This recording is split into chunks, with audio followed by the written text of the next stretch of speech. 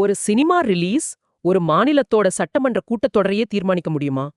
ஜனநாயகன் படத்துக்கு supreme court கொடுத்திருக்கிற இந்த பச்சைக்கொடி இது வெறும் சினிமா வெற்றியா இல்ல ஒரு பெரிய பொலிட்டிக்கல் ஸ்ட்ராட்டஜியா? சரி, முதல்ல இந்த ஜனநாயகன் விஷயத்தையே எடுத்துக்கலாம். சென்னை ஹைகோர்ட் போட்ட தடைய இப்போ சுப்ரீம் கோர்ட் நீக்கி இருக்கு. ஆமா, ஆனா சில கண்டிஷன்ஸோட. என்ன மாதிரி கண்டிஷன்ஸ்? அதாவது பாதுகாப்பு படை சின்னங்கள் வர்ற ஒரு 3 காட்சிகளை கட் பண்ணணும். அப்புறம் சில சர்ச்சைக்குரிய அரசியல் வசனங்கள் வரும்போது ஒரு சைலண்ட் டிஸ்க்ளைமர் போடணும்னு சொல்லியிருக்காங்க. ஓ அப்படியா? ஆனா இதுல என்ன பெரிய அரசியல் இருக்குன்னு நீங்க நினைக்கிறீங்க? இதுதாங்க முக்கியமான அரசியல் நகர்வே. இது வெறும் படத்தோட வெற்றி இல்ல. சட்டமன்ற கூட்டத்தொடர் ஆரம்பிக்கிறதுக்கு கொஞ்ச நாளைக்கு முன்னாடி டிவிகேவுக்கு, அதாவது தமிழக வெற்றி கழகத்துக்கு கிடைச்சிருக்கிற ஒரு பூஸ்டர் டோஸ் மாதிரி. ஒரு மோரல் பூஸ்ட், சரிதானே? கரெக்ட். அவங்க இனி சட்டமன்றத்துல பேசும்போது நீதிமன்றமே எங்க பக்கம்ங்கிற ஒரு உளவியல் பலத்தோட பேசுவாங்க. இந்த ரிலீஸ் ஒரு அரசியல் பேரணி மாதிரி மாறிடுச்சு.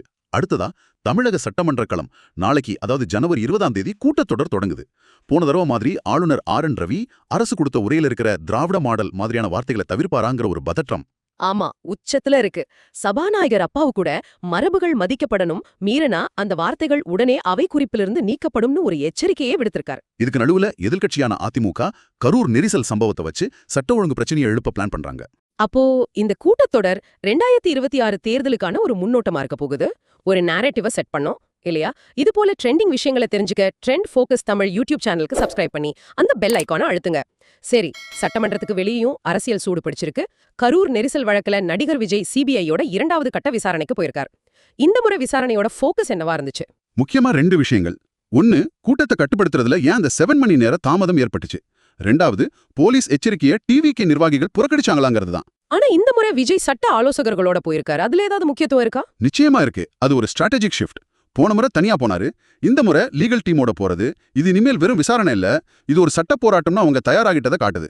அப்போ டிவிகே சொல்ற மாதிரி இது ஒரு பொலிட்டிக்கல் வெண்டேட்டா, அதாவது அரசியல் பழிவாங்கும் நடவடிக்கையா இருக்க வாய்ப்பு இருக்கா? வாய்ப்பு இருக்கு.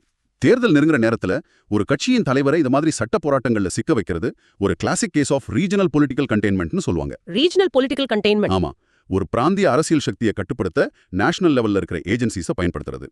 இதுல CBI மட்டும் FIR போட்டா அதோட தேர்தல் பிரச்சார சுதந்திரத்தையே சட்ட ரீதியா பாதிக்கக்கூடும். இப்ப கொஞ்சம் நேஷனல் பாலிடிக்ஸ்க்கு வரும். வரப்போற யூனியன் பட்ஜெட் 2026ல நடுத்தர வர்க்கத்துக்கு வருமான வரி சலுகை இருக்கலாம்னு ஒரு பெரிய எதிர்பார்ப்பு இருக்கு. இது ஒரு பாப்புலிஸ்ட் லைட் பட்ஜெட்டா இருக்குமோ? ஏன்னா தமிழ்நாடு, மேற்கு வங்கம் மாதிரி பெரிய மாநிலங்கள்ல தேர்தல் வரப்போகுது. கரெக்ட்.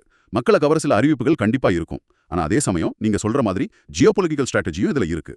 நீங்க சொல்றது டிஃபென்ஸ் இண்டிஜினைசேஷனா? சரியா சொன்னீங்க.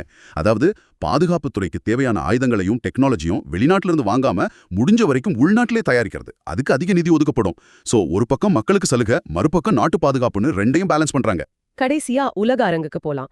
டாவோஸ்ல உலக பொருளாதார மன்றத்தோட வருடாந்திர கூட்டம் நடக்குது. இந்த முறை ஏஜென்டிக் AI பத்தின ஒழுங்குமுறை விதிகள் விவாதிக்கப்படுதுன்னு சொல்றாங்க. அதென்ன ஏஜென்டிக் AI? நல்ல கேள்வி.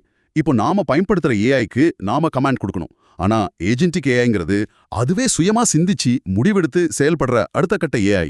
ஓ, அப்போ அது நம்ம IT துறையை எப்படி பாதிக்கும்? நேரடியா பாதிக்கும். நம்ம லட்சக்கணக்கான IT வேலைவாய்ப்புகளோட எதிர்காலத்தையே இது தீர்மானிக்கலாம். அதனாலதான் இந்தியா டிஜிட்டல் சாவரனிட்டி, அதாவது நம்ம நாட்டு மக்களோட டேட்டா நம்ம கட்டுப்பாட்டுல தான் இருக்கணுங்கிற கொள்கையை அங்கே ரொம்ப வலியுறுத்துது.